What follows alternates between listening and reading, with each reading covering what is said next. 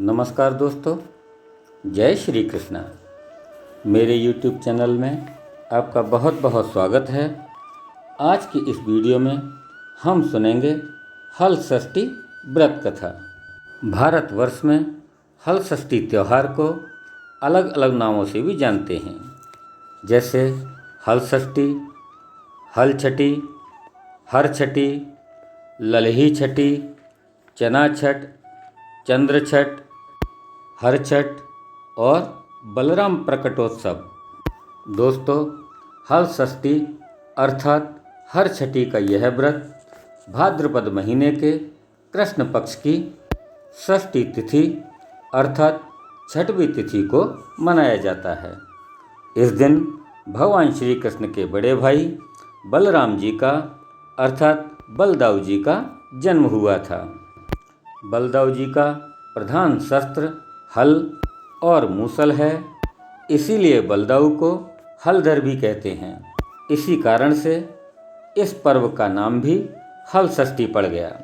हमारे देश के पूर्वी जिलों में इसे ललई छठ भी कहते हैं।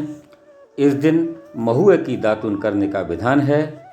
इस व्रत में हल के द्वारा जुते हुए फल तथा अन्न का प्रयोग वर्जित है, अर्थात हल के द्वारा जुता हुआ खेत और उसमें पैदा हुए अनाज तथा फल, इन सभी का प्रयोग नहीं किया जाता है। तथा यह भी मान्यता है कि इस दिन गाय का दूध अथवा दही का प्रयोग भी नहीं किया जाता है। इसमें भैंस का ही दूध अथवा दही का प्रयोग किया जाता है। हल षष्ठी व्रत की पूजा विधि। इस दिन प्रातःकाल स्नान आदि के पश्चात पृथ्वी को लीपकर एक छोटा सा तालाब बनाया जाता है, जिसमें झरबेरी, पलाश, गूलर की एक एक शाखा बांधकर बनाई गई हर छठ को गाड़ देते हैं और इसकी पूजा करते हैं। पूजा में सतनजा अर्थात गेहूँ, चना, धान, मक्का, ज्वार, बाजरा, जौ इत्यादि का भुना हुआ लावा चढ़ाया जाता है। हल्दी में रंगा हुआ वस्त्र तथा सुहाग की सामग्री भी चढ़ाई जाती है। पूजन करने के बाद इस मंत्र से प्रार्थना की जाती है।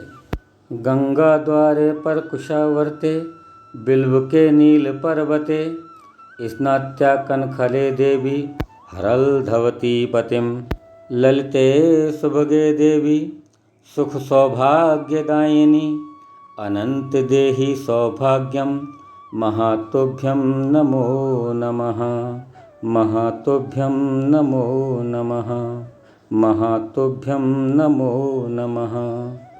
अर्थात हे देवी, आपने गंगा द्वार, कुशावर्त, बिल्वक, नील पर्वत और कनकल तीर्थ में स्नान करके भगवान शंकर को पति रूप में प्राप्त किया है।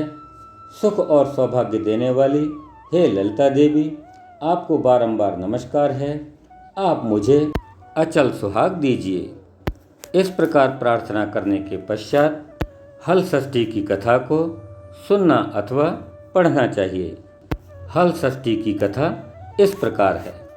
एक गर्भवती ग्वालिन के प्रसव का समय समीप था। उसे प्रसव पीड़ा होने लगी थी।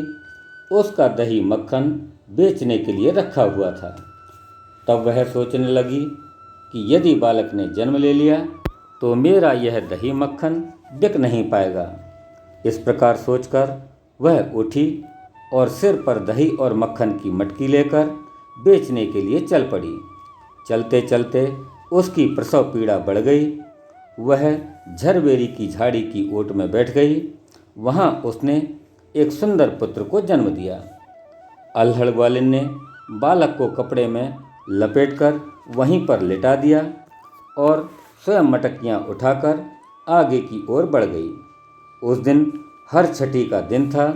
यद्यपि उसका दूध एवं मक्खन गाय भैंस का मिला जुला था, पर उसने बेचते समय सभी लोगों को यह बताया कि यह केवल भैंस का ही दूध दही है, इसीलिए उसका दूध शीघ्रतापूर्वक बिक गया। जहाँ ग्वालिन ने बच्चे को छिपाया था वहाँ एक किसान हल चला रहा था। उसके बैल बिदक कर खेत की मेड़ पर जा चढ़े। हल की नोक बच्चे के पेट से टकरा जाने पर बच्चे का पेट फट गया। तब किसान ने तत्काल झरबेरी के कांटों से बच्चे के पेट में टाँके लगाकर उसे वहीं पड़ा रहने दिया। जब ग्वालिन ने लौटकर बच्चे को मृत पाया तब ग्वालिन ने सोचा कि यह मेरे पाप का ही फल है। मैंने आज हर छठी के दिन व्रत करने वाली अनेक स्त्रियों को गाय का दूध दही बेचकर उनका मैंने व्रत भंग किया है। उसी का मुझे ये दंड मिला है कि मेरा बच्चा मर गया। तब उसने सोचा मुझे लौटकर अपना पाप स्वीकार कर लेना चाहिए और उसका प्रायश्चित करना चाहिए।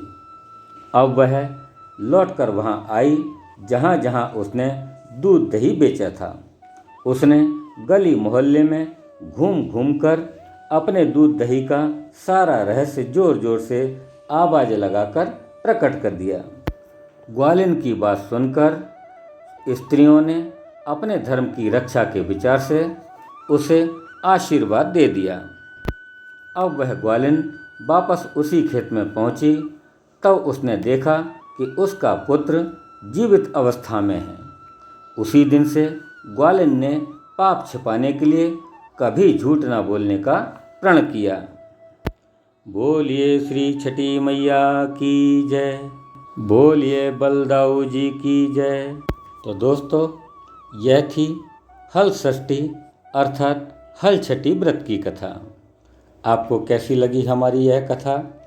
आप हमें कमेंट बॉक्स में बलदाऊ जी की जय लिखकर अवश्य बताएं। और साथ ही हमारे इस वीडियो को लाइक करें, शेयर करें और हमारे चैनल को सब्सक्राइब जरूर कर लें। बेल आइकॉन को प्रेस करके उसके नोटिफिकेशन को ऑन कर लें, जिससे हमारी आने वाली सभी वीडियो आपको समय समय पर मिलती रहें। धन्यवाद। जय श्री कृष्णा। बलदाऊ की जय।